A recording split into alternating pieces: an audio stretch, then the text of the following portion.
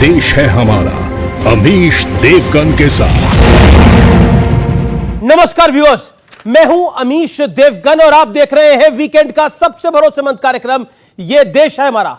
Secularism के नाम पर सरकारें बनी, सरकारें गिराई गई, गठबंधन जोड़े गए, गठबंधन तोड़े भी गए, लेकिन क्या सेक्युलरिज्म के बाद अब तुष्टीकरण का खुला खेल शुरू हो चुका है? भारत ने पूरी दुनिया को वासुदेव कुटुंबकम का मंत्र दिया, लेकिन आज अपने ही देश के कुछ सो कॉल्ड सेकुलर नेता कह रहे हैं कि भारत को ब्रिटेन से सीखना चाहिए, जहां एक हिंदू को प्रधानमंत्री चुना गया है। पर इन्हें मनमोहन सिंह और डॉक्टर एपीजे अब्दुल कलाम अल्पसंख्यक नहीं लगते। कश्मीर में हिंदुओं का कत्लेआम हुआ, उन्हें भगा दिया गया, लेकिन सेकुलरिज्म का चोला ओढ़े हुए लोग, सूरमा, इसकी चर्चा तक नहीं करना चाहते, उन्हें सूट नहीं करता। और तो और सेकुलरिज्म के नाम पर शरद राव पवार ने देश के सामने सबसे बड़ा झूठ भी बोला। व्यूअर्स, महाराष्ट्र के तत्कालीन मुख्यमंत्री शरद राव पवार ने मुंबई ब्लास्ट के तुरंत बाद कहा कि कुल मिलाकर 13 धमाके हुए थे और 13वां धमाका मस्जिद बंदर इलाके में हुआ था, जो कि एक मुस्लिम इलाका है। यह झूठ सिर्फ इसलिए बोला गया ताकि दुनिया के सामने यह ना लगे कि धमाके सिर्फ हिंदुओं के इलाके में हुए हैं, जबकि सच्चाई यह है कि मुंबई में 13वां धमाका हुआ ही नहीं था। इतना ही नहीं, सेकुलरिज्म का ढोल पीट कर कहा जाता है कि बच्चियों को हिजाब पहनकर स्कूल जाने की छूट मिलनी चाहिए। मदरसों का सर्वे होता है तो कहा जाता है कि बीजेपी की सरकार सेकुलरिज्म के खिलाफ लगातार काम कर रही है। लेकिन सवाल है कि क्या सेकुलरिज्म के बहाने जो कुछ हो रहा है वो सीधे तौर पर तुष्टीकरण की प्रकाष्ठा है? आज इसी पर होगी जनता जनार्दन के बीच सबसे बड़ी चर्चा, सबसे बड़ी बहस। तुष्टीकरण के नाम पर इस हफ्ते का ये देश है हमारा न्यूज 18 पर, इसी पर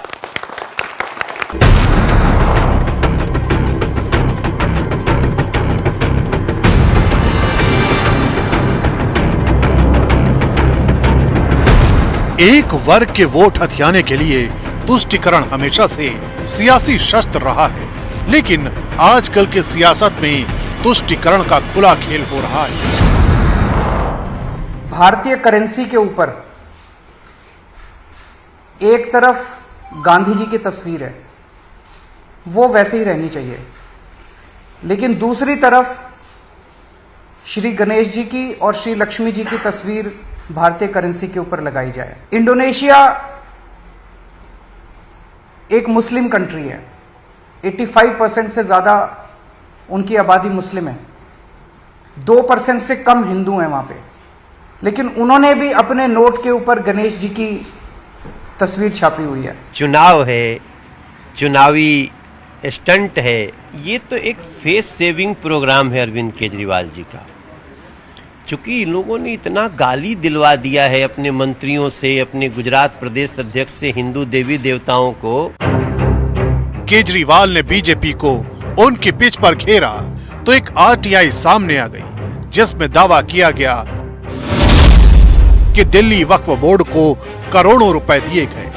केजरीवाल सरकार ने वक्फ बोर्ड को 101 करोड़ रुपए दिए। 7 साल में प्रतिवर्ष औसतन 14.5 करोड़ रुपए दिए गए। अरविंद केजरीवाल जी कहते हैं कि मेरा वक्फ बोर्ड के लिए तन मन धन समर्पित। दरअसल चुनाव आ रहे हैं, इसलिए तुष्टीकरण का कंपटीशन है। कौन बनेगा तुष्टीकरण का भाईजान, क्योंकि चलानी है वोट बैंक की दुकान और करना है हिंदू देवी देवताओं का अपमान। इससे पहले ऋषि सुनक के ब्रिटिश पीएम बनते ही तुष्टीकरण गैंग बेनकाब हुआ था। क्या अगर हमारे देश में आज एक मुसलमान या एक क्रिश्चियन प्रधानमंत्री बनना चाहेंगे, क्या भाजपा इसको स्वीकार करेंगे? तो यही है जो ऋषि सुनक के लिए वो ताली बजाने के लिए तैयार है, तो यहाँ क्या करेंगे हमारे देश में? यही मैं सोचने की बात है। एपीजे कलाम कौन थे? योग्य लोकप्रिय राष्ट्रपति अटल जी ने बनाया था। रामनाथ कोविंद जी बहुत योग्य दलित समाज के नेता, किसने राष्ट्रपति बनाया था? नरेंद्र मोदी जी ने सरकार ने बनाया था।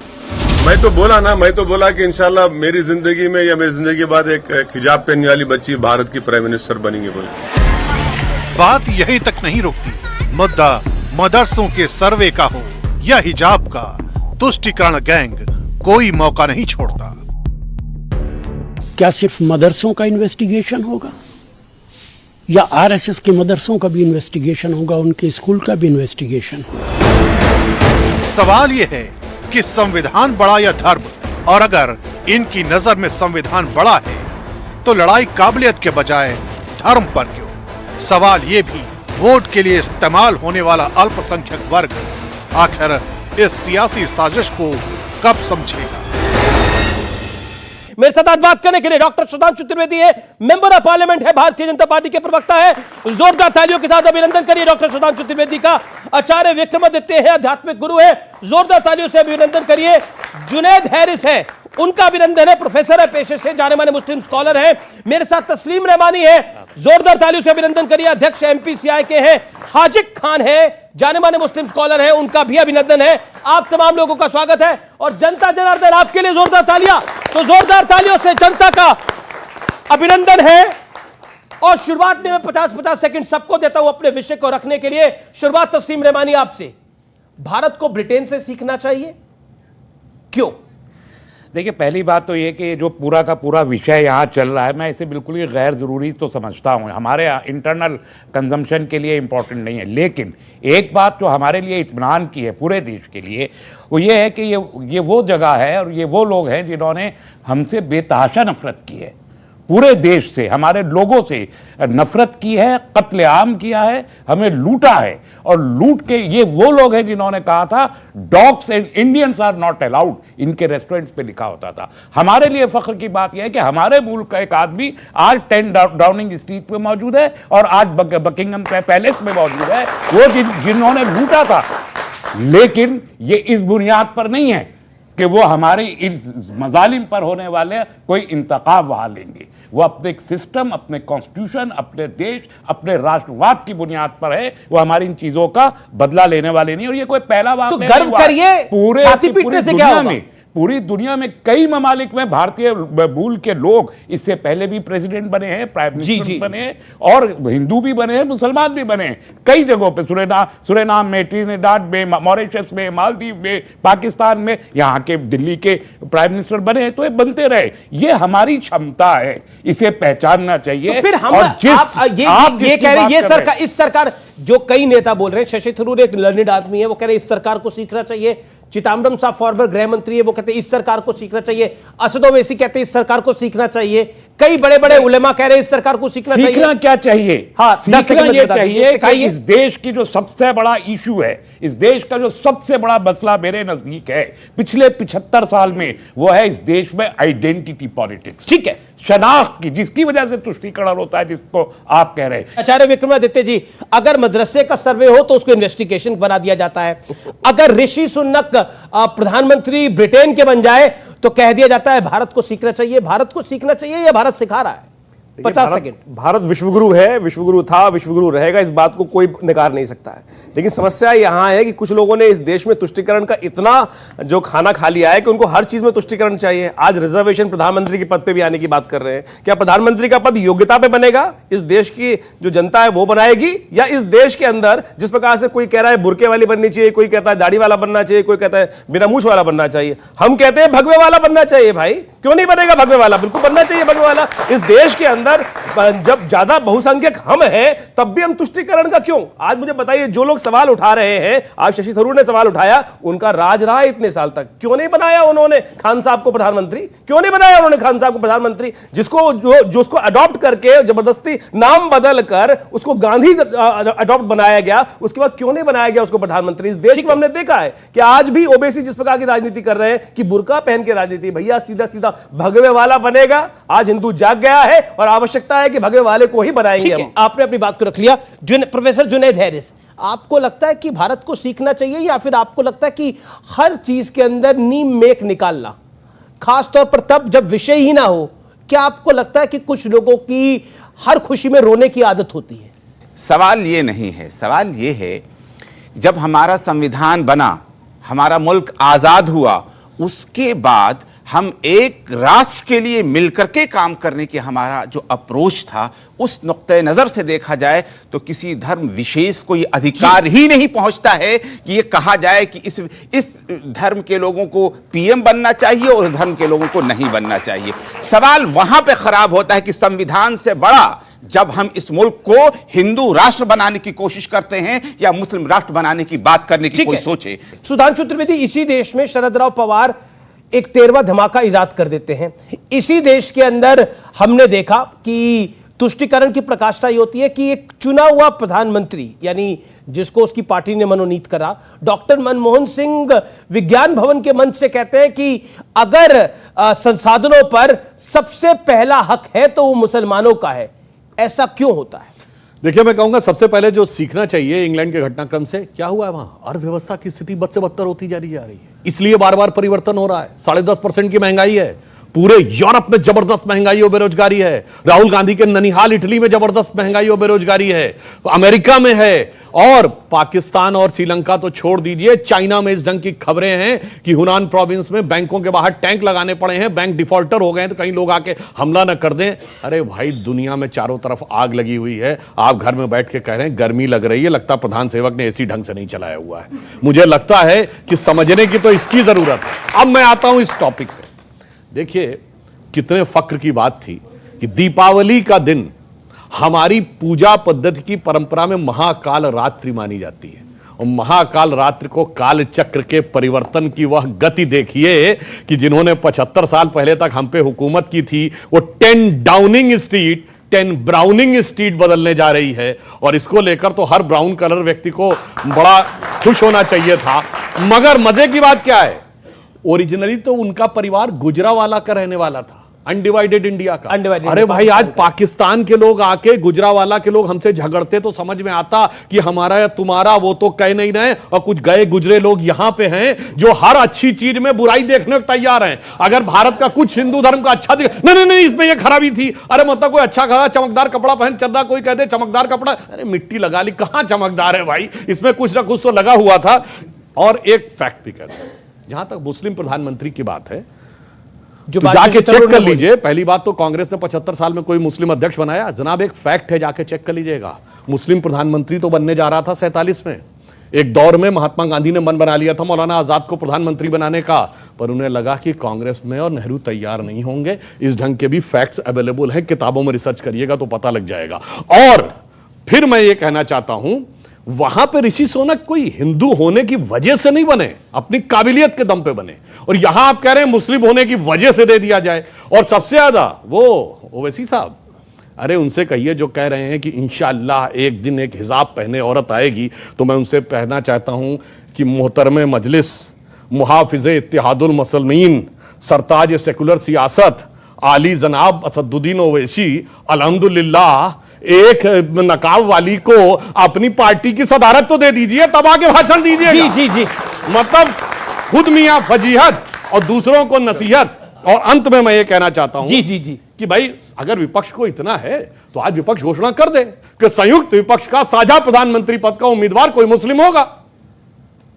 कर देना घोषणा। हो सकता है प्लान हो ऐसा, तो भाषण नहीं कर रहे हैं, जो शशि थरूर कह रहे हैं उनका हो सकता है प्लान हो ऐसा। अटल जी की कविता की पंक्ति है, उसकी 2 लाइनें कह देता हूं, क्योंकि हम दुनिया में कैसे कंट्रीब्यूट कर सकते हैं।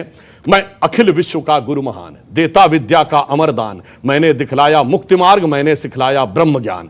मेरे वेदों क्या ज्ञान अमर, मेरे वेदों की ज्योति प्रखर, मानव के मन का अंधकार क्या कभी सामने सका ठहर। और मेरे स्वर नभ में गहर गहर, सागर के जल में छहर छहर, इस कोने से उस कोने तक कर सकते जगती सौरभ में, हिंदू तन मन हिंदू जीवन, रग रग हिंदू मेरा। ओके, हाजिक खान, आपका वक्त है, आप अपनी बात को रख सकते हैं। क्या आपको लगता है कि अपने आप को ऊपर दिखाने के लिए किसी और को नीचा दिखाना जरूरी होता है? हम राष्ट्रभक्त खाली धर्म के नाम पर नहीं होना चाहिए, हमें अपने मुल्क को राष्ट्रभक्ति का ये होना चाहिए पार्ट कि हमारे मुल्क का कोई भी विद्वान, कोई भी काबिल किसी भी पार्टी का, जैसा कि हमारे मुल्क ने दर्शाया दुनिया में कि जैसे एपीजे अब्दुल कलाम देश के राष्ट्रपति बने, फखरुद्दीन अहमद बने, सलमान खुर्शीद के वालिद साहब बने, ये काबिलियत के ब्याह पर बने, किसी पार्टी की उन्होंने पार्टी ने आपने ऐसा बड़ी अच्छी बात बोली। मेरा एक काउंटर सवाल है आपसे, शरद राव पवार सेकुलर नेता है या सेकुलर नेता नहीं है? देखिए, शरद पवार जी की बात पर आप सदर नहीं, सेकुलर है कि नहीं है? सेकुलर हो जाना कोई अंदर की वो मैं तो आपसे बड़ा बेसिक सवाल पूछ रहा हूँ, शरद राव पवार सेकुलर नेता है? सेकुलर नेता है, जैसा कि दिखा रहे हैं आप टीवी वाले, लेकिन हम सेकुलर टीवी वाले के आप क्या आपको लगता है ना सेकुलर नेता है? तो सेकुलर नेता का झूठ बोलना अनिवार्य था, उनको 13वां धमाका बताना जरूरी था, और वो तब भी सेकुलर है। वो सेकुलर है इसलिए बोल देते झूठा धमाका हुआ था। अमित जी, जिम्मेदारी उनकी बनेगी। अगर बहुत बढ़िया, आपकी जिम्मेदारी नहीं है, ध्यान देना, अमित जी की जिम्मेदारी नहीं, हाजिर खान की। वो लोग जो देश के हमारे गलत बात बयान कर रहे हैं, हमारे देश में अफरा तफरी, आप तो सेकुलर मानते हैं ना, विरोध करते हर सेकुलर लोगों का खाली सेकुलर होने से नहीं। अगर अटल जी अच्छे आदमी थे, भारतीय जनता पार्टी में थे, भारतीय जनता पार्टी के प्रधानमंत्री बने, सारी पार्टी के नेता उनकी इज्जत करते थे, इसलिए कि वो राष्ट्रवादी थे, राष्ट्र के बारे में सोचते थे। और मैं एक बात 99 में जब अटल जी की 13 महीने की सरकार गई थी, तो लालू यादव ने कहा था ये राम के नाम पर आए हैं, अब राम के नाम पे जा रहे हैं, और मजाक उड़ा गया था उनका। और अटल जी ने बोला था, सदन में उनका भाषण था कि हर नेता कहता है कि अटल जी तो आदमी बहुत अच्छे हैं, इस अच्छे अटल जी का आप क्या कर रहे हैं? उनको हरा कर भेज रहे हैं। अटल जी तब जैसे आज आपको नरेंद्र मोदी दिखते हैं ना, वैसे अटल जी दिखते थे तब। ये बात सत्य है। ओके, सुधांशु त्रिवेदी। देखिए, जो उन्होंने कहा मुझे याद आता है, 13 दिन की सरकार के बाद लालू यादव जी बोले थे, और नेहरू जी कहे थे एक दिन प्रधानमंत्री बनेगा, बन गए, अब इसके आगे दोबारा नहीं बनने वाले। मगर देश की जनता ने तय किया था और वो बने थे, वहां पे किसी प्रकार की कोई। अच्छा, शरद राव पवार को मैं उस पे आ रहा हूं। देखिए, यहां इस देश में समस्या क्या हो गई कि सेकुलरिज्म का पैमाना क्या हो गया, कि जैसे शरद पवार जी ने कहा, जो आप बता रहे हैं कि साहब धमाका हुआ नहीं कह दिया गया। साहब 26 सुनिए तो मैं बता रहा हूं, 26/11 का हमला कांग्रेस की सरकार कहती हाफिज सईद ने कराया, और दिग्विजय सिंह कहते हैं आरएसएस ने कराया।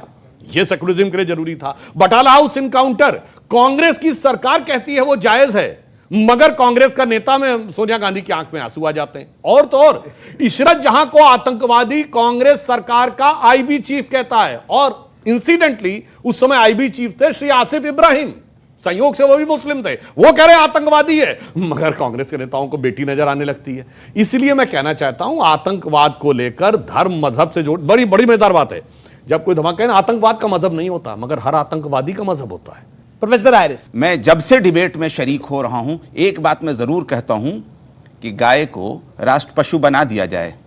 मेघालय में बीजेपी की सरकार होती है तो गाय काटी जाती है, और इस इलाके में माता होती है। अब गाय पे आगे में शरद पवार, मैं कौन है भैया? आप अपनी बात को रखिए।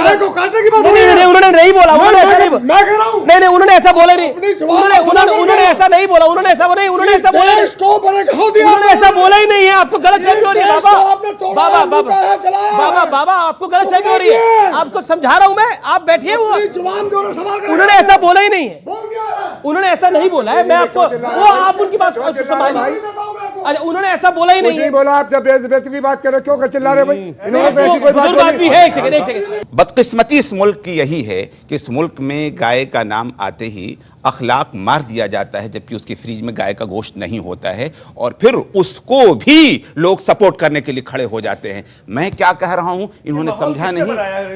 यही माहौल किसने बनाया मुझे बताइए। मैं तो खुद कह रहा हूं ना, ये माहौल किसने बनाया? इसी माहौल को बदलने की बात है, चाहे वो इस देश में माहौल खराब करने का काम विपक्ष हो। मैं बात यही कर रहा हूं कि पक्ष हो या विपक्ष। अच्छा, ये बताइए, शरद राव पवार जो ऐसा माहौल बना रहे थे, वो किसके लिए बना रहे थे? 10 सेकंड में बता दीजिए। मैं आपको एक चीज बता दूं, चूंकि जो आपने कहा है उस पर मेरी जानकारी नहीं, मुझे पता था इस पे जानकारी नहीं होगी। जब जानकारी नहीं होगी तो मैं इस पर मुझे कैसे बात मुझे पता था इस पे। विक्रमादित्य जी, आचार्य विक्रमादित्य, मेरा एक सीधा सीधा मतलब है कि आज इस बात पे बहस हो रही है कि माहौल बनाया किसने। ये लगातार तथाकथित तौर पर जितना भी माहौल बना, इस देश में हिंदू मुसलमान मिलकर रहते थे, हिंदुओं ने एक्सेप्ट किया, आए, बिल्कुल मिलकर रहे, और हिंदुओं ने हमेशा मुसलमानों का स्वागत किया, कोई दुर्पेक्ष नहीं किया। लेकिन जब भी इनको आगे बढ़ाने का प्रयास किया गया, इस देश का पहला शिक्षा मंत्री कौन था आपको याद होगा? क्या किया उसने? एजुकेशन को हाल करके इस देश के अंदर इस्लामीकरण करने का जो प्रयास किया गया। अभी एक होम मिनिस्टर बनाया था हिंदुस्तान का, जिनकी बेटी ने सारा का सारा बवाल किया क्या किया उस देश के अंदर, किस प्रकार से हाशिए पे ला दिया। और तो और मेरा एक प्रश्न और भी है, एक बात और समझने का हम प्रयास करें कि इस देश के अंदर यहां बात करते हैं कि प्रधानमंत्री बनाने की बात कर रहे हैं, संविधान की शपथ लेंगे या खुदा मियां की शपथ लेंगे, बताइए जरा। हाजी खान से बात करो कि देश बड़ा, संविधान बड़ा या खुदा बड़ा। देखिए, जब खुदा बड़ा ये बताओ ना पहले। अब ठीक है, देश संविधान से चल रहा है, देश धार्मिक बातचीत हमारे घर की है, वो पूजा करते हैं, इनकी जिम्मेदारी है, मैं अल्लाह अकबर करता हूं, मेरी अपनी जिम्मेदारी। लेकिन देश में जब संवैधानिक बात होगी तो संविधान बड़ा होगा, संविधान सवाल कहने वाला बनेगा प्राइम मिनिस्टर या अल्लाह अकबर वाला भी बनेगा।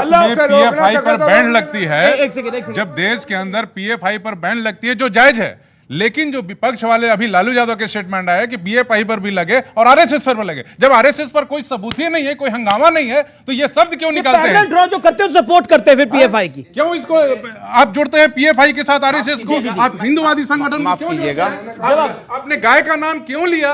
गाय का कोई बहस ही नहीं था। पॉइंट ये आप गाय की चर्चा क्यों लेकर आप करते हैं? गाय की चर्चा क्यों लेकर? अगर मेरी गाय माता है, हम माता मानते हैं, और काटने की बात कीजिएगा तो हम तो उबाल आएंगे ही आएंगे। हमने क्या कहा है, कुछ समझ में आता है या गाय का नाम आते ही उबाल आ जाएगा? गाय सिर्फ आपकी है? गाय काटना मैं जुर्म समझता हूं, गाय की कुर्बानी इसीलिए हम नाजायज समझते हैं, लेकिन मैं ये कहता हूं कि मेघालय में बीजेपी की सरकार है, वो वहां पर गाय कटवा कर पार्टी करती है। क्यों करती है? ये कैसे बोल रहे हैं पार्टी करती है गाय बीजेपी? मैं बता दे रहा हूं, अरे मुझे बोलने 10 सेकंड बोल लीजिए, फिर सुधांशु त्रिवेदी पूरी बात तो कहने दो भाई। मैं आपको बता दूं, नेशनल चैनल पर केरला में किसने करी थी बीफ पार्टी, किसने बीच रास्ते में सरकार? आप ही की सपोर्ट करने वाले लोगों ने कटवाई थी। आप ही के लोग जो है जिस प्रकार में बीफ पार्टी में शामिल होते हैं, आप ही के लोग इस देश के अंदर पूरे विश्व में। हम तो आपको अपना मानते हैं, आप जैसे लोग, हाजी खान जैसे जो लोग बैठे हैं इस देश में बलवा करने के लिए,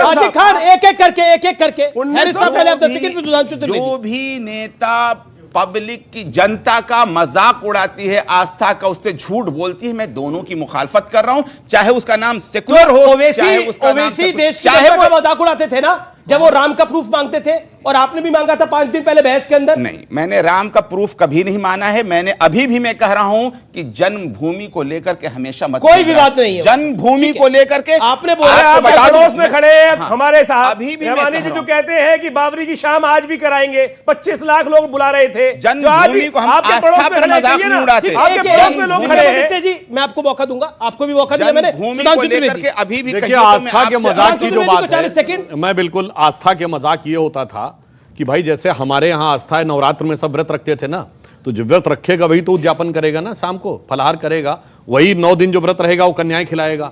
मगर यहाँ ऐसे मजेदार, मगर सुनिए मैं बता रहा हूं, मगर यहाँ मजेदार बात क्या होती थी, जो रोजा रखता नहीं था वो रोजा अफ्तार करता था। न बुलाने वाला रोजेदार होता था, ना आने वाले रोजेदार होता था, खामखा का रोजा अफ्तार होता था। ये होता था मजाक आस्था का। व्यूअर्स, ये देश है हमारा में रुकेंगे एक ब्रेक के लिए। शरद राव पवार ने आज से कई वर्ष पहले सेकुलरिज्म के नाम पर एक बड़ा झूठ बोला था। कहा था हिंदू इलाकों में सिर्फ धमाके नहीं हुए, मुसलमान इलाके में भी हुए हैं।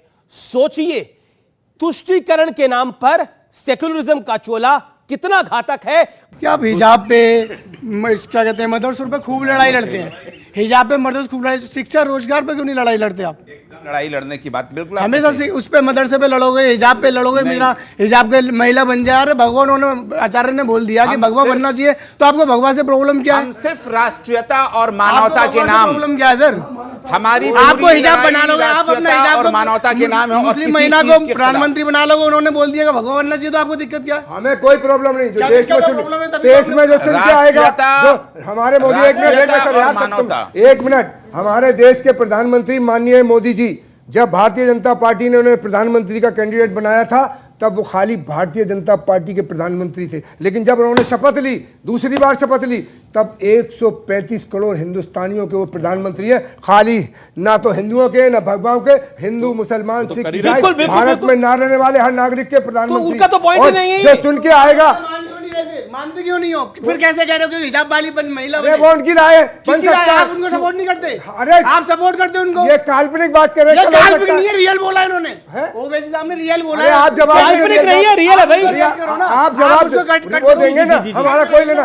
ओवैसी साहब हमारे निभाए कुछ भी नहीं है, इतने से भी आदमी नहीं है। ओवैसी साहब 0.25 वोट लाए। वो कह रहे हैं वो इतने से भी आदमी नहीं है, माशाल्लाह लंबे चौड़े हैं, आपको इतने से भी नहीं दिख रहा है।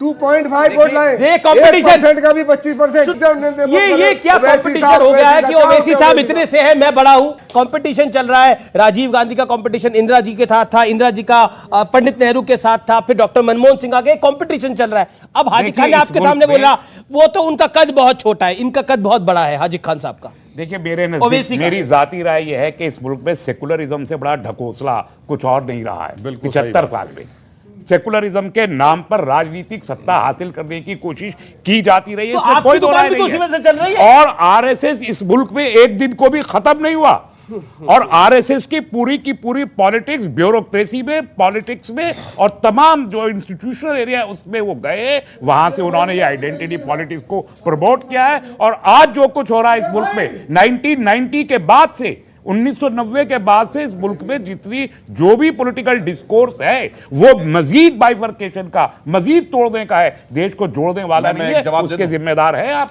बीजेपी उसकी जिम्मेदार है। इनका कहना है कि आरएसएस की वजह से सब लोग सब तरफ आ गए। अब मैं बताना चाहता हूं, ये ऋषि सुनक प्रधानमंत्री बनने तक पहुंच गए, ये आरएसएस की वजह से पहुंच गए। ये कमला हैरिस उसकी वजह से भारत की बात कर रहा हूं, सुनिए, मैं पूरी दुनिया बता रहा हूं। सुनिए तो मैं जो फैक्ट बता रहा हूं। और वो अब ये बताइए, माइक्रोसॉफ्ट का चीफ हमारा हो गया, गूगल का चीफ हमारा हो गया, पेप्सी की चीफ हमारी हो गई, मास्टर कार्ड का चीफ हमारा हो गया, ये सब आरएसएस की वजह से हो गए। और आपके यहां लश्कर तैयबा का चीफ हो गया, जैश मोहम्मद का चीफ हो गया, बोको हराम का चीफ हो गया, अल कायदा का चीफ हो गया, हिजबुल्लाह का चीफ हो गया, ये सब आरएसएस की वजह से हो गए। मतलब गजब कहते हैं। हकीकत यह है कि दुनिया भर में एक बीमारी है, उस बीमारी को आप अपने यहां मत आने दीजिए, बल्कि आप कहते हैं नहीं ये बीमारी तो है तो दुनिया में तिनके की ओट में पहाड़ छुपाने की कोशिश करते हैं। ये प्रॉब्लम क्या, मतलब उन्होंने एक एग्जांपल दिया, देखिए गूगल का चीफ हो गया।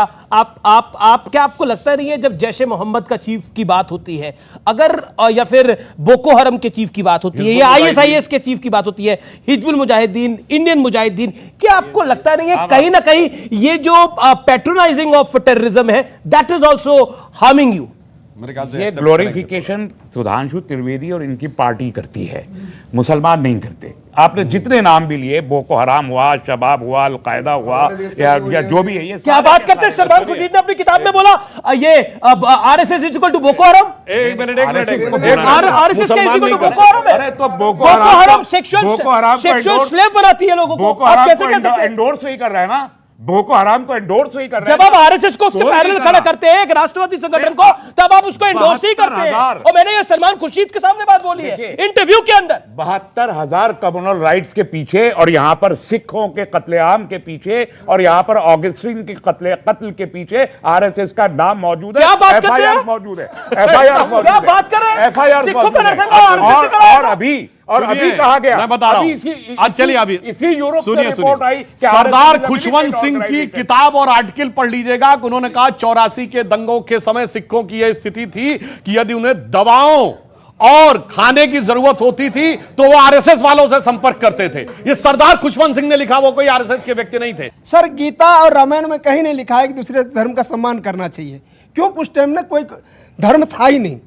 दूसरी बात, हम फिर भी अपने धर्म को दरकिनार करते हुए संविधान का सम्मान करते हैं और सब उसी दायरे में सबको आपका पॉइंट क्या है? लेकिन आप लोग संविधान से इतर कुरान को हमारे संविधान पे बार बार थोपने के किसी ने थोपा नहीं यहाँ पर तो कुरान को। हिजाब क्या है सर? ठीक है, शाहबानो केस क्या था? सही तो बोल रहे हैं। शाहबानो केस क्या था? अगर सुप्रीम कोर्ट शरीयत के खिलाफ हो गया तो सुप्रीम कोर्ट को रौंद कर शरीयत को ऊपर कर दिया गया संविधान संशोधन से। मगर सुनिए, वो जलवाए जलाल अब चला गया क्योंकि भारत मां का लाल आ गया कुर्सी पे, उसका मलाल इन लोगों के चेहरे पे आ गया। जलवाए जलाल है ना, वही जुनैद हैरिस, प्रोफेसर हैरिस, एक दौर था जब सुप्रीम कोर्ट का फैसला एक दौर था जब सुप्रीम कोर्ट का फैसला पलट दिया जाता था, कहा यह धार्मिक मामलों में हस्तक्षेप है। सुप्रीम कोर्ट का लेकिन फैसला कई बार बदला गया है। एक सेकंड एक दौर अकेले नहीं बदला गया है। सुप्रीम कोर्ट का फैसला चलिए पूरी दुनिया में 27 तारीख को कल्याण सिंह सुप्रीम कोर्ट क्या सुप्रीम कोर्ट को जलील किया बीजेपी वालों ने? कैसे 27 तारीख को कल्याण सिंह ने हलफनामा दिया कि हम बाबरी मस्जिद की इबादत करेंगे, तोड़ दी गई। कैसा सम्मान है? और सबरीमाला में कैसा सम्मान है? ये कैसा सम्मान करने की बात करते पर कल्याण सिंह ने तो ये भी कहा था कि मेरी एक सरकार के 10 सरकारें चले जाए, रामलला के लिए मैं कुर्बान करने को तैयार हूं। एक बात और बता दूं, हुक्मरान आते हैं बदलते रहते हैं। मैं पढ़ रहा था गौरी से लेके मोदी तक हिंदुस्तान के तमाम हुक्मरान कोई कैसे कंपेयर कर दिया आपने गौरी और मोदी को? गौरी लूटने आया था, मोदी देश का चुना हुआ प्रधानमंत्री है। ये विक्रमादित्य सिंह, विक्रमादित्य। आज समस्या ये है कि गौरी और मोदी को कंपेयर कर रहे हैं आप। ये तो शेम है, ये गलत कहा आपने गलत कहा। इसको तो प्रोफेसर साहब भी नहीं जायज मानेंगे। आपने गलत कहा, आपने गलत कहा। गौरी देश को लूटने आया था। मैं कह रहा हूं इस देश में आने वाले आक्रांता को ये जिस प्रकार के चुने हुए नेता से छोड़ देते हैं, ये इनकी वास्तविकता समझ में आती है। इन्होंने जो गौरी से मोदी जी तक कहा तो मुझे एक बात याद आ गई। वो ये बात याद आ गई, ये सच है। अगर गौरी को 17 बार पृथ्वीराज चौहान ने छोड़ा नहीं होता, यदि हमने इतने उच्च आदर्शों को न दिखाया होता कि पीठ छुपा के भाग रहा है, तो हम उसकी पीठ पे वार नहीं करेंगे। यदि युद्ध 17 बार जीत कर छोड़ा ना होता तो आर्य देश का अंचल पाकिस्तान नहीं होता। मगर चूंकि हाजी खान, आपको लुटेरे गौरी पे भरोसा है, पृथ्वीराज रसों पे भरोसा नहीं है। कमाल की बात करते हैं आप। चलिए, और इसीलिए 800 साल के बाद गलत जगह पंगा ले लिया सुधांशु त्रिवेदी से। 800 साल के बाद पृथ्वीराज चौहान जी के बाद एक ऐसा दौर आया जब भारत के इतिहास ने करवट ली है। और वो लोग जो अपने को गौरी का, गजनी का आदर्श मानते, कौन है? पाकिस्तान की इंटरमीडिएट रेंज मिसाइल का नाम है Ghazni, surface to air missile का नाम है बाबर, उनका नाम है गौरी। आज वो ये कहते हैं कि साहब जब से ये सरकार आई है तब से हम बड़ी मुसीबत में हैं। मोदी को आने की जरूरत इसलिए पड़ी क्योंकि उस समय गौरी ने जो छल किया था, हमने उसको ईमानदारी से टैकल किया था। 800 साल हमने उसकी कीमत चुकाई है। आज वो परिवर्तन आया है जब हम अपने इस मुल्क की बात करेंगे। आप पाकिस्तान, आप गौरी पर तो आप गए, गौरी पर तो आप गए, गौरी पर कौन गया? गौरी हमारे मुल्क का था क्या? गौरी हमारे मुल्क का था क्या? ये बताइए, गौरी हमारे मुल्क का था क्या? गौरी हमारे मुल्क का था? गौरी हमारे मुल्क का था क्या? गौरी हमारे मुल्क का था? गौरी हमारे मुल्क का था? अरे अटल जी ने पाकिस्तान क्यों बस चलाई, क्यों ट्रेन चलाई? अटल जी विदेश मंत्री ने सबसे बढ़िया संबंध क्यों रखे? आप बताओ। पानी पिलाइए ने, आतंकवादी को छोड़ने क्यों गए अफगानिस्तान? हम गए, आपकी सरकार। गौरी हमारे देश का था? गौरी इतिहास का एक तथ्य है। और जो आज लुटेरा था कि नहीं था? लुटेरा उस जमाने में बादशाह कह रहा था। आप लुटेरा नहीं, लुटेरे नहीं होते थे। हमेशा मंदिरों को हिंदू भी लौटते हैं। इतिहास के तथ्यों को देख रहा था। वैसे एक मिनट, जिस आदमी को भारत बैठने की तमीज नहीं डिबेट में, पता नहीं कहां से मदरसे की पढ़ाई करने वाला आदमी यहां पर आके अपनी डिबेट कर रहा है। बताइए, आपको समझ में आ रहा है कहां से पढ़ के क्या है? मदरसे में यही पढ़ाया जा रहा है। इसलिए मदरसों की सर्वे करने की जरूरत है, क्योंकि इस देश के अंदर मदरसों ने यही पढ़ाया है कि इस देश में जो आ जाए, अरे इस देश के अंदर बात वास्तविक तौर पे अगर आपने नॉलेज स्कूल में जाके ली होती तो आपको सही पढ़ाया जाता। मेरा सवाल है तीनों मुस्लिम स्कॉलर से। जी जी जी, सवाल पूछिए। क्या जैन, पारसी और बौद्ध ये अल्पसंख्यक में आते हैं? बहुत बढ़िया सवाल। अगर आते हैं तो क्या अल्पसंख्यक कमेटी में आप लोगों ने इनके विषय में आपने कोई चर्चा किया है? अगर किया है तो स्पष्ट जनता को बताएं। ठीक है, ठीक है, ठीक है। हैरिस साहब जवाब देंगे या तस्लीम रहमानी? ओके, हैरिस साहब जवाब देंगे इस बात का। हाजी खान शांत रहिएगा, आप काफी देर बोले। हैरिस साहब एक बात बताइए, क्या पारसी अल्पसंख्यक नहीं है? क्या जैन अल्पसंख्यक नहीं है? क्या सिख अल्पसंख्यक नहीं है? क्या क्रिश्चियन अल्पसंख्यक नहीं है?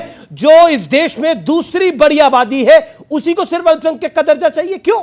नेशनल माइनॉरिटी कमीशन का जो चेयरमैन अभी भी है वो सरदार है, हमारी सरकार में रहता है। नहीं, आप ही की सरकार में त्रिलोचन सिंह अटल जी की सरकार में। आपको मैं बता दूं, अभी भी सरदार और माइनॉरिटी कमीशन जाहिर सी बात है जितनी भी माइनॉरिटीज़ हैं यहाँ की वो सभी के लिए और सभी के इश्यूज़ पर बात करती है। मैं खुद कई बार जा चुका हूँ इस तरह के मीटिंग्स के अंदर, जो जैन के इश्यूज़, बौद्ध के इश्यूज़, इन इश्यूज़ पर भी जाकर के मैं उसको अटेंड कर चुका। मैं अपनी ज़ाती तौर पर मैं बात कर रहा हूँ, ऐसा नहीं है कि बिल्कुल ये किसी ख़ास इसके लिए है, बल्कि सवाल बड़ा इंपॉर्टेंट है। जवाब मैं एक चीज़ और बता दूँ, अलबत्ता प्रॉब्लम कहाँ है ये बता दे रहा हूँ। अगर कोई दलित क्रिश्चियन, अगर कोई दलित जैन हो जाए, बौद्ध हो जाए, सिख हो जाए तो उसका रिजर्वेशन बाकी रहता है, लेकिन अगर वो क्रिश्चियन हो जाए और मुसलमान हो जाए तो उसका रिजर्वेशन खत्म हो जाता है। तो ये मैं बता दूं, ये सारी चीजें अभी भी हैं और जाहिर सी बात है अभी पूरी बात, यस बोलिए, मानते हैं आप पूरी बात अब कर लेने दीजिए मुझे, अब मुझे कर लीजिए। अभी हम यूसीसी पर बात कर रहे थे, एक संविधान मानने की, यकीन जानिए मैं एक नहीं 1000 बार ऐलान करने के लिए तैयार हूं और करता रहता हूं कि इस मुल्क के अंदर अगर कोई इस्लामीकरण की बात करेगा, कुरानी कानून लागू करने की बात करेगा तो वो गलत होगा, अकॉर्डिंग टू इस्लाम गलत होगा। लेकिन क्या इतने ही ऊंची आवाज से हमारे बीजेपी के नेता कह सकते हैं कि हिंदू राष्ट्र वैसे ही गलत है, हम सिर्फ और सिर्फ संविधान को मानेंगे, हिंदू राष्ट्र को नहीं? संविधान को मानते हैं सब लोग, हिंदुस्तान है भाई। पहला तो इनका माइनॉरिटी का जवाब दे देता हूं। देखिए इस देश, मुझे दे दे फिर आप जवाब ठीक है, आप बोलिए। देखिए इस मुल्क में माइनॉरिटी के को 2 पार्ट पे तकसीम किया गया है, एक मूलवासी और एक नॉन मूलवासी। और उसमें जो हमारे बुद्धिस्ट भाई, जैन भाई, सिख भाई है, उनको मूलवासी माइनॉरिटी कहा है, और जो मुसलमान और क्रिश्चियन उनको आक्रमणकारी माइनॉरिटी कहा गया। ये दो पार्ट इन्हीं लोगों ने किए हैं, संविधान में नहीं है, लेकिन इनकी आस्था और इनके प्रोपेगेंडा में ये 2 पार्ट है। और ये रीजन है कि 1950 में जब आर्टिकल 341 पे एक प्रेसिडेंशियल ऑर्डिनेंस आया तो उसमें आर्टिकल रिजर्वेशन को कहा गया non Hindus, you made your point, non Hindus ये रिजर्वेशन अवेल नहीं कर सकते। और 76 में जब उसमें अमेंडमेंट किया गया तो उसमें कहा गया कि सिर्फ बुद्धिस्ट एंड सिख्स ये रिजर्वेशन अवेल कर सकते, सिख्स ये क्रिश्चियन एंड मुस्लिम नहीं कर सकते। और ये सुप्रीम कोर्ट में सवाल है, सुप्रीम कोर्ट में सवाल है। आप जानते, थोड़ा आपकी बात में संशोधन कर दूं, जब देश स्वतंत्र हुआ तो बाबा साहब अंबेडकर ने सिर्फ हिंदुओं को रिजर्वेशन दिया था, यानी हिंदू मतलब जिसे आज सनातन धर्मी कहते हैं। 1955-56 में सर प्लीज सर मैं आगे पूरी बात तो होने दीजिए, पूरी बात होने दीजिए। 1954-55 में पूरी जिम्मेदारी से कह रहा हूं, मास्टर ताराचंद ने जाकर नेहरू जी से बात किया और तब सिखों को उसमें इंक्लूड किया गया। बौद्धों को 76 में नहीं इंक्लूड किया गया, बौद्धों को 1990 में विश्वनाथ प्रताप सिंह की सरकार ने इंक्लूड किया था। यह मैं सिर्फ क्लैरिफिकेशन करना चाह रहा था। मगर जो मैं कहना चाह रहा हूं, 1950 आपको मौका दिया, 40 सेकंड सुन लीजिए, फिर आप बोलिएगा ना। अब मैं बताना चाहता हूं, देखिए इस देश की सबसे पढ़ी लिखी हाईली एजुकेटेड कम्युनिटी कौन है? वो है पारसी, ज़ोरोस्ट्रियन। 0.01% की माइनॉरिटी है, यानी जिससे मैनेक्षा और टाटा और स्मृति ईरानी वगैरह है। अब आप सुनिए, दूसरे नंबर पे सबसे प्रॉस्परस पढ़ी लिखी और सबसे प्रॉस्परस कम्युनिटी क्या है? जैन, 1% की माइनॉरिटी है। सबसे इंटरप्रेन्योर कम्युनिटी कौन है? सिख, 1.8% की माइनॉरिटी है। क्रिश्चियंस में भी पढ़ाई लिखाई का स्तर बहुत अच्छा है, मगर जो माइनॉरिटी में प्रचंड मेजॉरिटी है वही इस हालात में क्यों है, सोचने की बात है ना। क्यों? कारण क्या है? जो हुक्मरान वक्त थे वो आज मजलूम हो गए, क्योंकि सेकुलरिज्म के जाल में ऐसे फंसे कि उल जलूल हो गए। जी देखिए, इसका बड़ा सीधा सा अब ये उल जलूल पर आपका रिएक्शन। देखिए 800 साल के बाद ये जो जब मोदी जी ने यहाँ पर सत्ता संभाली और प्रधानमंत्री बने तो उस वक्त के विश्व हिंदू परिषद यहाँ पर अपने देश में इन्होंने बोल दिया 800 साल के बाद, इसके लिए मैं इनका इस्तेमाल 800 साल के बाद मैं वही कोट करने जा रहा हूँ, मैं वही कोट, ये मेरा जुमला नहीं है, ये मेरा जुमला नहीं है। मैं बता, विश्व हिंदू परिषद के चीफ ने अशोक सिंघल जी ने बोली, मन की बात मुंह में आ गई, आपकी मन की बात मुंह में आ गई। सच बोला इनका, सच बोला इन्होंने, ये राजनीति का राज है। अब आप मुझे सुनेंगे? हाँ सुनूंगा, क्यों नहीं, बिल्कुल आप भी मुझे सुनेंगे? पूरा हाउस सुनेगा, पूरा हाउस सुनेगा, आपको बैठिए, सुनिए, पूरा हाउस सुनेगा आपको। 26 मई 2014 को मोदी जी ने जब सत्ता संभाली तो विश्व हिंदू परिषद के उस वक्त के अध्यक्ष अशोक सिंघल जी ने कहा था कि 800 साल के बाद हिंदुओं की सत्ता आई है। मैं नहीं कह रहा हूं। और आप भी एक बयान देते हैं कि आंशिक तौर पर 2014 से पहले ये, तो इसका मतलब ये है कि इन्होंने 2014 कह दूं तो मैं ये भी बता देता हूं। 18 मई 2014 16 मई को रिजल्ट बिल्कुल आया। आखिरी दौर चर्चा का जी। 16 मई को रिजल्ट आया था 2014। 18 मई 2014 को लंदन के संडे गार्डियन ने अपने एडिटोरियल में, संपादकीय में लिखा, कोई लेख नहीं था, उसने कहा 16 मई 2014 भारत के इतिहास में वो दिन माना जाना चाहिए जिस दिन ब्रिटिशर्स फाइनली लेफ्ट इंडिया। क्योंकि उन्होंने कहा 47 के बाद लंबे समय तक जिन विचारधारा का शासन रहा, जिन लोक शासन रहा, वो विचार व्यवस्था मानसिकता में ब्रिटिश कॉलोनियल लीगेसी यानी ब्रिटिश उपनिवेशवादी मानसिकता के प्रतिनिधित्व थे। पहली बार एक ऐसे विचार के हाथ में सत्ता आई है जिसका 8 साल में अभी तक खत्म नहीं हुई। 8 साल में आज भी क्वीन बेटी यहाँ दौड़ता है कॉमनवेल्थ गेम्स के, आज भी हम कॉमनवेल्थ, ये पूछना चाहता हूं, कॉमनवेल्थ के मेंबर तो आज भी है। कॉमनवेल्थ क्या है? क्या वो ब्रिटिश लीगेसी नहीं है? वो भी हट जाएगा, वो पूरी खत्म हुई अभी तक। अरे जनाब कहां अटके पड़े, वहां ऋषि सुनक हो गया प्राइम मिनिस्टर, इनको अभी भी वही पड़ा हुआ है कि वो कॉमनवेल्थ है। अरे अब तो क्वीन के ऊपर आके वो बैठ गया भाई, ब्रिटेन का प्रधानमंत्री हिंदुस्तानी हो गया वो। क्या वो भारत में आ रहा है? क्या वो धन कुबेर भारत में बरसा रहा है? क्या वो भारत का फ्रेंड होके रह रहा है? वो दिन लद गए जब भारत को यूके की तरफ देखना होता था, वो दिन लद गए। नहीं लद गए। एक मुलाहिजा फरमाता हूं साहब, दिन लद गए पे मुझे याद आया, हम तो लखनऊ के रहने वाले, हमारे एक कहावत होती थी, अमा मियां वो दिन लद गए जब उस्ताद लल्लू खां फाख्ते उड़ाया करते थे। तो वो दिन लद गए जनाब। अब तो स्थिति यह है कि सुनिए, गाय की पूजा करने वाला, गीता पे शपथ लेने वाला, अपने को गर्व से हिंदू कहने वाला, वो क्वींस बेटन वाले देश का प्रधानमंत्री हो गया। कहां तक पड़े हैं जनाब? मैं वही कह रहा हूं। रेवानी साहब, रेवानी साहब, दिन में क्या गम है जो छुपा रहे हो, जो इतना मुस्कुरा रहे हो? मैं तो मुस्कुराता रहूंगा, मुस्कुराना मेरी आदत है। मैं तो मेरी आदत है, मैं क्या करूं? गुलों के रंगो बू ने मुझे इस कदर धोखे दिए कि शौक गुलबोसी में मैंने कांटों पर ज़बान रख दी। अब कांटा कौन है, धोखा किसने दिया, इसका भी व्याख्यान कर दीजिए। मैं वही करने जा रहा हूं। नहीं, ये इनके लिए एक शेयर करता हूं। कॉलेज टाइम का बर्तानिया का प्रधानमंत्री बना है, जी, बर्तानिया के लिए बना है, बर्तानिया का शहरी है, बर्तानिया के संविधान के अनुसार बना है, अपनी अर्थव्यवस्था ठीक करने के चैलेंज के नाम पर बना है। अपनी फॉरेन पॉलिसी में भारत की तरफ देखा तो देखा, नहीं देखा तो कमिटेड। हमें जरूरत भी नहीं है जी हमारी तरफ कोई देखे, जरूरत हम है, देखते हैं। जरूरत है कि माना मुझे अपना दर्द बयां करना नहीं आता, पर तुझे भी तो उसे एहसास करना नहीं आता। जी। मगर मैं आपसे कहना चाहता हूं, एहसास आप इस चीज का करिएगा, जो इस प्रकार की जो विघटनकारी राजनीति है उससे बाज आइए कि कागज का है लिबास, चिरागों का शहर है, चलना संभल संभल के चूंकि तुम नशे में हो। जी अच्छा, एक आप भी कुछ फरमाना चाहते हैं? अब ये तो अब मैं क्या करूंगा वैसे मौके पर? हम आ भी करते हैं तो हो जाते हैं बदनाम, और ये कत्ल भी करते हैं तो चर्चा नहीं होता। अच्छा, मैं शुद्ध हिंदी की एक लाइन बोल देता हूं। अब सब बातों से सब लोग मिलकर एक साथ इस विषय के ऊपर अपना वो करिए। अरुण गगन पर महाप्रगति का अब ये मंगल गान उठा, करवट बदला अंगड़ाई ली, सोया हिंदुस्तान उठा। जी, बहुत शानदार, बहुत शानदार। ऑडियंस भी एक है जो बोलना चाहते हैं। भारत माता की जय, एक सेकंड, एक भारत माता की जय बोल दीजिए आप। देखिए मैं ये कहूंगा, भारत माता की जय बोल दीजिए। क्या हो गया? अरे बोल रही है, पब्लिक कह रही है उधर भाषण, भारत माता की जय, भारत माता की जय हो गई। चलो मैं ये कह रहा हूँ, सुशांत जी कह रहे हैं वंदे मातरम, 850 साल में हिंदू खतरे में नहीं आया, 195 साल में अंग्रेजों के हिंदू खतरे नहीं आया, लेकिन 2014 से आज तक हिंदू खतरे में। बहुत बढ़िया। ये कैसी हवाएं तरक्की चली है, ये कैसी हवाएं तरक्की चली है। दिए तो दिए, दिल बुझे जा रहे हैं भारत में, सारे लोगों के दिल बुझे जा रहे हैं,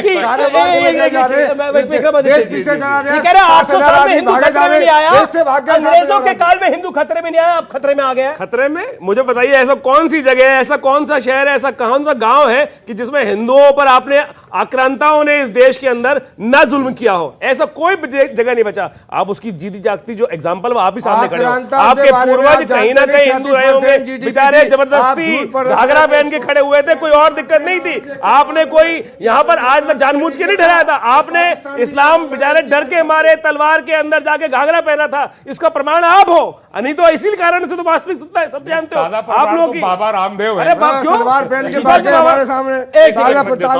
देखिए सारी बातें अपनी जगह। रामलीला ग्राउंड, अगर पूरी दुनिया में कोई एक देश है जहां इस्लाम के सारे फिरके पाए जाते हैं तो वो सिर्फ हिंदुस्तान है, और जो हिस्सा हमसे कट जाता है पाकिस्तान में सारे फिरके नहीं पाए जाते जो इस्लाम के नाम पे बना, इसीलिए हम जो कहते हैं, कश्मीर बन सारे गया, जहां से जो अच्छा सूफियों के हिंदू आपने हमारा। बैठक पे बोलिए जरा, आपको मौका मिला। सूफियों के नाम पर जो कश्मीर में मेजॉरिटी आ गई तो सूफियों के चारे सिलसिले गायब हो गए, नक्शबंदी, सोहरावर्दी, चिश्ती, कादरी। जहां पर हिंदू मेजॉरिटी में है, जहां सनातन है, वहीं इस्लाम में आपस में भाईचारा है भाई। और इस्लाम एक ही मात्र देश है भारत में, दुनिया में भारत, जहां मस्जिदों में धमाके नहीं होते, वरना जहां निजाम में मुस्तफा आ जाता है वहां धमाके होने शुरू हो जाते हैं। हैदराबाद में मुसलमान मर गया, मुसलमान कत्ल हो गया, इसलिए मैं कहना चाहता हूं, और पुराने वाले गीत की, अरे साहब, अपनों पे सितम गैरों पे करम, ए जाने वफा ये जुल्म न कर, रहने दे अभी थोड़ा सा भरम, ए जाने वफा ये में जुल्म। आग लबों पर गुलाब रखते हैं, ये सब अपने जी चेहरे जी पे जी दोहरे जी जी नकाब जी जी रखते जी जी आप कुछ सुनाना चाहते थे, सुना दीजिए। शेरो शायरी की बात चल रही थी इसलिए। जी जी,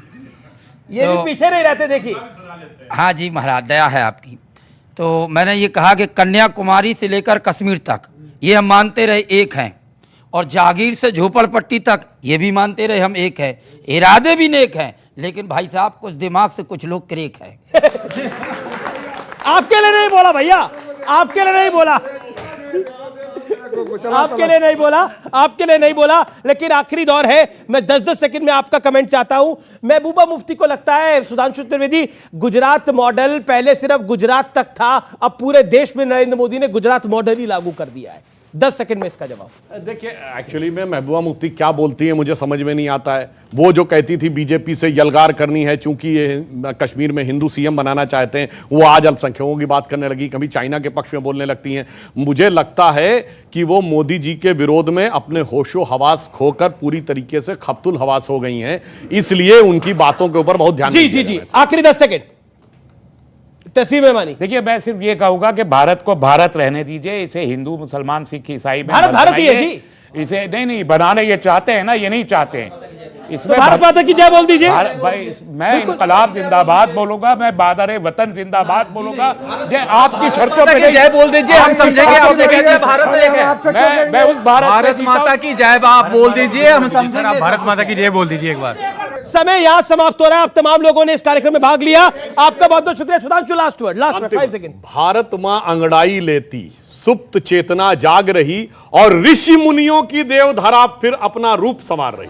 चलिए फिलहाल हाँ, आखिरी एक खाके वतन तुझ पे जब आंच भी आएगी, आवाज हमें देना हर। तो बोलो भारत माता की जय, नमस्कार, धन्यवाद।